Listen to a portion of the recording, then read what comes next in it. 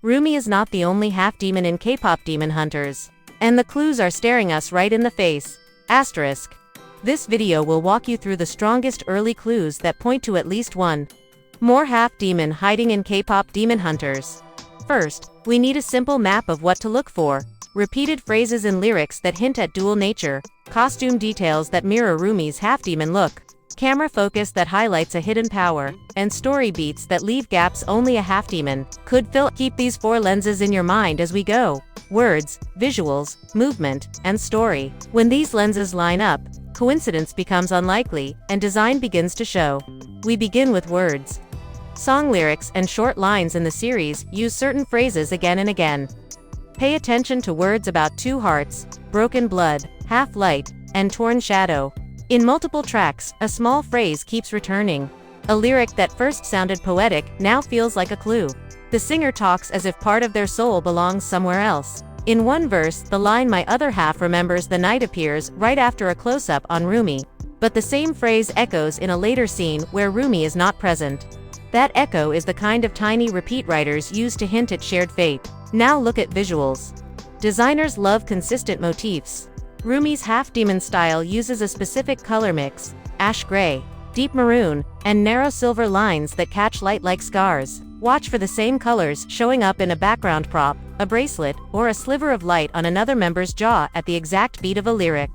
There is a brief shot where a lamp casts a maroon wash across the stage as a quieter member steps forward. The camera holds for a beat on their hand. The hand is bare, but the angle and the light match Rumi's visual signature. These repeated visual echoes are not dramatic on their own, but when they match lines in the song, they gain meaning. Next, movement and choreography.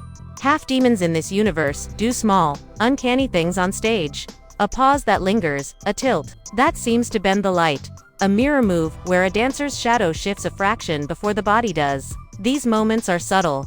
One backup performer, often shaded to the side, executes a mirror move at the exact beat when lyrics mention "my other self."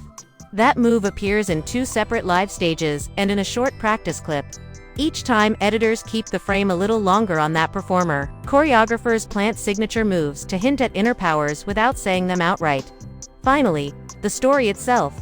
The show mixes background detail with fast cuts of world rules. In a short exchange, a minor character says "blood that remembers" both worlds, and the scene cuts before we can learn more. Fans notice that line appears immediately before the camera lingers on a different character with no lines. That episode. That kind of pause, short but deliberate, is classic foreshadowing.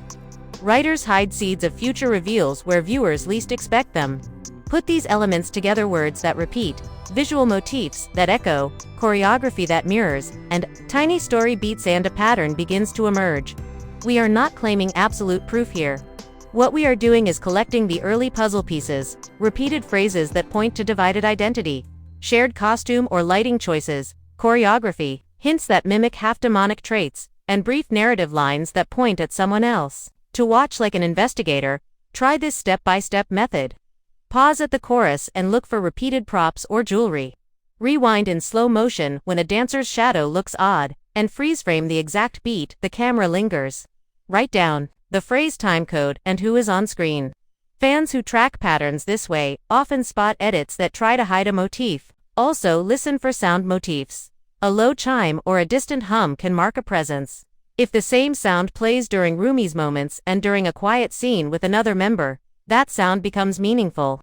When you collect enough of these small clues, words, images, moves, and sounds, a larger pattern will begin to form. Finally, when you use clips to argue a point, follow fair use. Keep samples short. Add your own commentary, and avoid long unbroken scenes. This approach strengthens your case and reduces copyright risk.